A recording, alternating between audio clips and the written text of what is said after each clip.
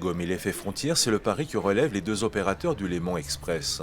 Regroupés au sein de la société Lémanis, les CFF et la SNCF construisent ensemble une coopération qui doit concilier les impératifs des réseaux nationaux. Si les deux entreprises ont des cultures et une histoire différentes, leur but est de faire converger leurs pratiques pour garantir un niveau correct de qualité et de ponctualité. À sa mise en service, ce sont 230 km de lignes et 45 gares qui seront connectées dans un rayon de 60 km autour de Genève. C'est un projet extrêmement complexe. C'est le plus grand RER transfrontalier sur deux systèmes de sécurité, avec une nouvelle flotte, avec un personnel qui va être formé spécialement pour ce réseau. Je pense que beaucoup de travail est à faire.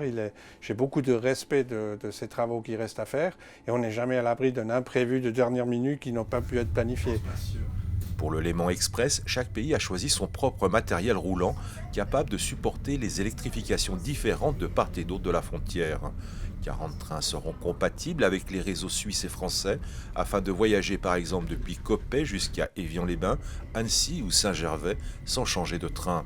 Seul le conducteur suisse arrivant de Genève cédera sa place à un confrère français, à Annemasse. Pour moi, c'est un peu un départ d'une histoire ferroviaire de cette région, puisque je pense qu'en tant qu'axe structurant le Léman Express, ces prochaines années pourra être développé, pourra être un outil des futures générations aussi, pour changer complètement les modes de mobilité de cette région. Et là, c'est un départ le 15 décembre, mais ce n'est pas la fin. J'espère que c'est un départ qui permettra d'évoluer vers un véritable transport régional sans frontières qui intégrera l'ensemble des acteurs, l'ensemble des lignes d'apport, l'ensemble des infrastructures, finalement une façon de vivre. Aujourd'hui, la mobilité est souvent au centre d'une réalité de vie, est un élément clé. Et je pense que la mobilité durable et la mobilité douce et la mobilité par transport public sont les composants du futur pour qu'une métropole comme le Grand Genève puisse fonctionner. Un billet unique doit permettre par exemple de voyager entre Annecy et Genève en incluant les transports locaux.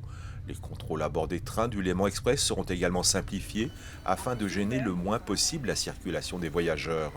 Le 15 décembre 2019, le Léman Express deviendra réalité pour une mobilité dans l'arc lémanique douce et apaisée.